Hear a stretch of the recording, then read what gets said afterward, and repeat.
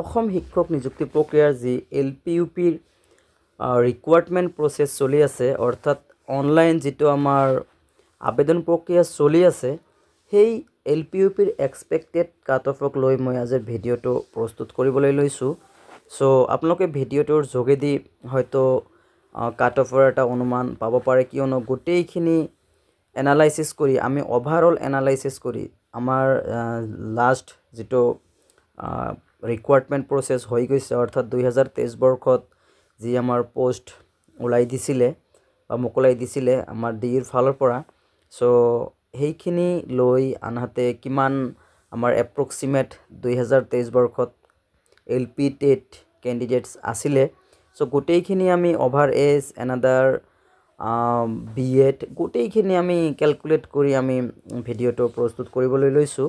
চ' ভিডিঅ'টো আপোনালোকে শেষলৈকে চাব।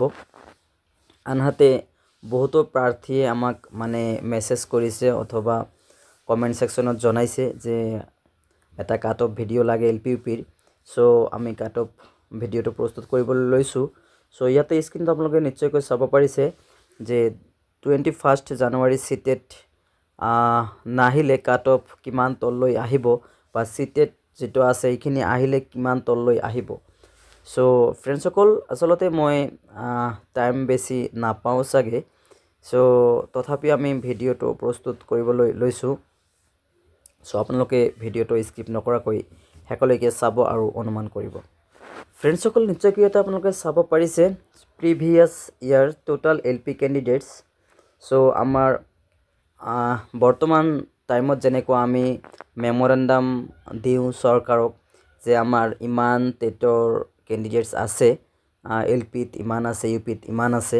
চ' তেনেকুৱা ছিষ্টেমত আমাৰ 2023 বৰ্ষতো এটা সময়ত মেমৰেণ্ডাম প্ৰস্তুত কৰা হৈছিল আৰু আমাৰ অসম চৰকাৰক প্ৰভাইড কৰা হৈছিলে। তেতিয়া 18,000 LP কেণ্ডিডেটছ এপ্ৰক্সিমেট এটা ধৰি লৈছিলে।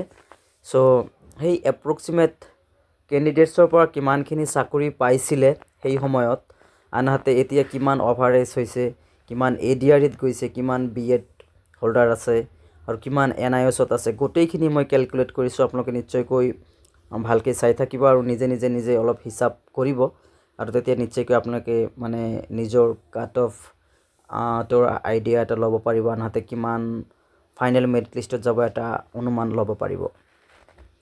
চ' এপ্ৰক্সিমেট তেতিয়া আছিল 18,000। আনহাতে LP ৰিকুৱাৰমেণ্ট আছিলে আমাৰ কিমান আছিলে লাষ্ট টাইম। চ' আপোনালোকে নিশ্চয়কৈ জানে যে 3887। চ' এইটো আছিলে LP বিভাগত। চ' মই ইয়াতে LP ৰিকুৱাৰমেণ্টত ধৰিছোঁ 4,000 অলমষ্ট। চ' অলমষ্ট 4,000 পোষ্ট আছিলে আপোনালোকৰ 3887, মই 4,000 ধৰিছোঁ। চ' অলপ হেৰফেৰ হ'ব চাগে। আনহাতে অভাৰ এজ 2,000 কেণ্ডিডেট ধৰা হৈছে।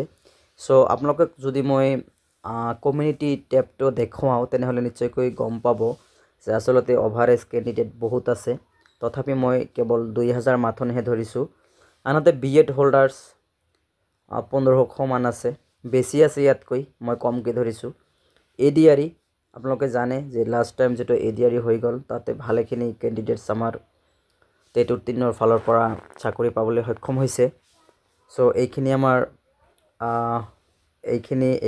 এইখিনি টোটেল আমাৰ কি হয়, একেলগ কৰি ইয়াৰ পৰা মাইনাছ যায়।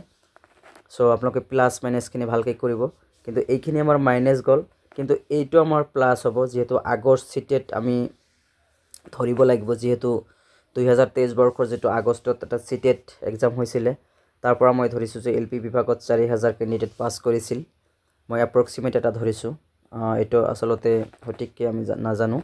আনহাতে NIOS যিটো NIOS, চ' শেহতীয়াকৈ আমি সুপ্ৰিম কোৰ্টৰ যিটো অৰ্ডাৰ সেইমতে যদি আমি ধৰিব যাওঁ, চ' আমি ধৰিব গ'লে একচুৱেলি 50%ই NIOS আছে, তথাপি মই 45% ধৰি হিচাপ কৰিছোঁ। চ' 45% যদি আমি 18,000ৰ পৰা 45% মই কেলকুলেট কৰোঁ, তেনেহ'লে নিশ্চয়কৈ এইখিনি ওলায় 6,300। চ' এইখিনি যদি আমি বাদ দি দিওঁ, চ' এনেকৈ আমি প্লাছ মাইনাছ কৰি শেষত আমি ৰিমেইনিং কেণ্ডিডেটছ পাওঁ 6,000। চ' এপ্ৰক্সিমেট আমি 6,000 মান কেণ্ডিডেটছ পাওঁ। ইয়াতে আৰু আকৌ আপোনালোকে নিশ্চয়কৈ চাব পাৰিছে যে 50% এইচএছত বিলো থকা কেণ্ডিডেট মই ইমান ধৰিছোঁ যিহেতু বহুতো কেণ্ডিডেটছ আছে তেনেকুৱা যে গ্ৰাজুৱেশ্যন আছে বাট হায়াৰ ছেকেণ্ডেৰীত 50% নাই আপোনালোকে জানে যে এইবেলি ৰিকুৱাৰমেণ্টত এডভাৰ্টাইজমেণ্টত মেনশ্যন কৰিছে মাষ্ট 50% থাকিব লাগিব চ' ইউআৰৰ ক্ষেত্ৰত মই কৈছোঁ চ' বাকীটো নাজানো ভালকৈ চ' এনেকুৱা যদি ধৰা যায় তেনেহ'লে এপ্ৰক্সিমেট তেনেকুৱা এটা 500 মান কেণ্ডিডেটছৰ দৰে তেনেকুৱা মানে মাইনাছ হয় চ' এনেকৈ যদি আমি প্লাছ মাইনাছ কৰি দিওঁ শেষত আমি 6000 কেণ্ডিডেটছ এটা এপ্ৰক্সিমেট ধৰিব পাৰোঁ যে টেটৰ ফ্ৰেছ LP বিভাগত 6000 কেণ্ডিডেটছ আছে আনহাতে আপোনালোকে জানে যে আমাক LP বিভাগত আকৌ কিমান পোষ্ট দিছে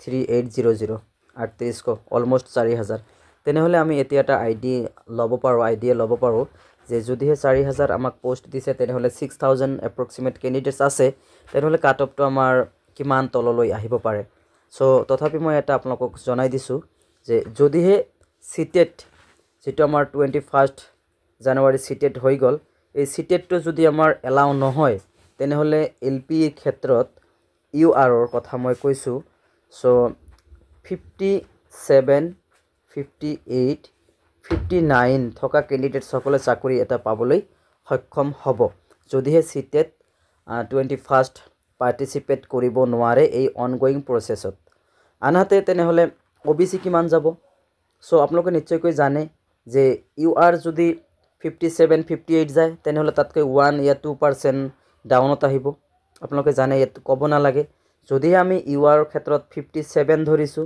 তেনেহ'লে আমি OBCৰ ক্ষেত্ৰত ডেফিনেটলি 56 या 55 ধৰিব পাৰোঁ চ' ইয়াতকৈ বেছি ধৰা নাযাব ডাউন কিয়নো আপোনালোকে জানে এইবেলি মানে পইণ্টৰ খেল হ'ব কিয়নো আগৰ যিটো মাৰ্কিং প্ৰচিডিউৰ আছিলে এইখিনি বৰ্তমানতকৈ বহুত বেলেগ আছিলে গতিকে আমি ইমান ডাউন ধৰিব নোৱাৰোঁ কিয়নো আগৰ যিটো মানে 5% আছিলে বৰ্তমান 1%তকৈও কম হয় চ' আমি ক'ব লাগিব যে আগৰ 8% বৰ্তমানৰ 1% চ' আগৰ 8% বৰ্তমানৰ 1% ক'ব লাগিব এনেকুৱা গতিকে পইণ্টৰ খেল এইটো চ' আপোনালোকে নিশ্চয়কৈ গম পাইছে আনহাতে HC কিমান যাব চ' HC আমি OBCতকৈ 1 या 2% ডাউন ধৰি ল'ব পাৰোঁ আনহাতে HTH STP তাতকৈ অলপ আমি 1 বা 2% ডাউন ধৰি ল'ব পাৰোঁ আনহাতে PWD আমি এইবেলি ধৰাৰ কোনো প্ৰয়োজনে নাই যিহেতু পোষ্ট এভেইলেবল আছে যিসকল জেনুইন আছে PWD তেখেতসকলে ফাইনেলি পাই যাব কোনো সন্দেহ নাই চ' এইখিনিতে আমি UPৰ কথাটো আলোচনা কৰিছোঁ চ' UPৰ কথা যদি আমি আলোচনা কৰিব যাওঁ চ' ক'ব লাগিব যে UPত কাট অফটো কিছু হাই যোৱা পৰিলক্ষিত হোৱা দেখা যাব কিয়নো আপোনালোকে নিশ্চয়কৈ জানে যে UPত এইবেলি পোষ্ট ইমান বেছি নাই চাগে আনহাতে BEd হোল্ডাৰ্ছবিলাক গোটেইখিনি UPত আহি যাব চ' UPৰ ক্ষেত্ৰত কাট অফটো যথেষ্ট হাই যোৱাৰ এটা চান্স আছে চ' তথাপিও আমি এটা এক্সপেক্টেড আইডিয়া দিছোঁ যে UPৰ ক্ষেত্ৰত UR কেটাগৰীৰ যিসকলৰ 67 68 প্লাছ আছে বা এনেকুৱা আছে তেখেতসকলে চাকৰি পোৱাৰ এটা পূৰ্ণ সম্ভাৱনা আছে আনহাতে OBC HCৰ কথা আপোনালোকে নিশ্চয়কৈ জানে যে তাতকৈ 1 या 2% ডাউন হ'ব আনহাতে এটা কথা আপোনালোকে জানে যে বিভিন্ন ডিষ্ট্ৰিক্ট ভেদে এইটো মানে কাট অফটো অলপ আপ ডাউন হয় ডিষ্ট্ৰিক্ট ৱাইজ কিছুমান ডিষ্ট্ৰিক্টত অলপ মানে আপ কিছুমান ডিষ্ট্ৰিক্টত অলপ ডাউন চ' এইটো আমি ট্ৰেডিশ্যনেলিভাৱে মানে ফ'কাছ কৰি আহিছোঁ চ' আপোনালোকে নিশ্চয় এইখিনিও জানে আনহাতে কাট অফ কোনটো ডিষ্ট্ৰিক্টত কিমান যাব ফাইনেলি কোনেও সঠিককৈ ক'ব নোৱাৰিব জাষ্ট এইটো এপ্ৰক্সিমেটহে আমি যিখিনি ভিডিঅ' বনালোঁ চ' এইটো এটা এপ্ৰক্সিমেট জাষ্ট এটা ধাৰণা আপোনালোকে নিশ্চয়কৈ চাব পাৰিছে চ' যিকি নহওক ফ্ৰেণ্ডছসকল মেইন কথাটো হ'ল যদিহে সিটেট এলাউ হয় তেনেহ'লে LPত কিমান আহিব চ' এইখিনি এটা গুৰুত্বপূৰ্ণ কথা চ' সিটেট যদি 21 জানুৱাৰী এলাউ হয় তেনেহ'লে মোৰ মতে UR কেটাগৰী LPৰ ক্ষেত্ৰত 63 64 প্লাছ হ'ব এইখিনি কথা নিশ্চিত হৈ থাকক আপোনালোকে যদিহে সিটেট 21 জানুৱাৰী এলাউ হয় তেনেহ'লে নিশ্চয়কৈ 63 64 প্লাছ কাট অফ যাব এইখিনি কোনো সন্দেহ নাই ইউ আৰ কেটাগৰীৰ ক্ষেত্ৰত। আনহাতে OBC SC আপোনালোকে নিশ্চয়কৈ জানে যে 1% 2%ৰ ব্যৱধান থাকিব। আনহাতে পৰৱৰ্তী সময়ত আমি কাট অফৰ ভিডিঅ' আনিবলৈ চেষ্টা কৰিম।